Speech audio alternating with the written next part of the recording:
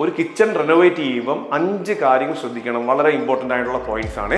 Number 1, ശ്രദ്ധിക്കേണ്ട കാര്യം, kitchen sink പ്രോപ്പറായിട്ട് ഗ്രാനൈറ്റിൻ്റെ സൈഡിൽ ഗ്രൂവ് ഇട്ട് അതിൻ്റെ അകത്ത് ഫില്ല് ചെയ്ത് എപ്പോക്സി ഫില്ല് ചെയ്യുവാണെങ്കിൽ ഒരു കാരണവശാൽ ലീക്കിൻ്റെ ഇഷ്യൂ ഒരു കാരണവശാലും വരത്തില്ല.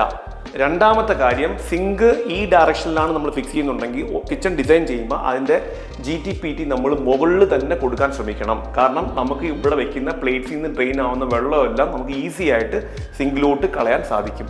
മൂന്നാമത്തെ കാര്യം, നമ്മുടെ കിച്ചൻ്റെ ഹൈറ്റ് 90 സെൻറ്റിമീറ്റർ നമ്മൾ മെയിൻറ്റെയിൻ ചെയ്യുവാണെങ്കിൽ നമുക്ക് സിങ്കിനകത്തുള്ള പ്ലേറ്റ്സ് ഒക്കെ വാഷ് ചെയ്യാനായിട്ട് ഒരുപാട് കുനിയേണ്ട ആവശ്യം വരത്തില്ല.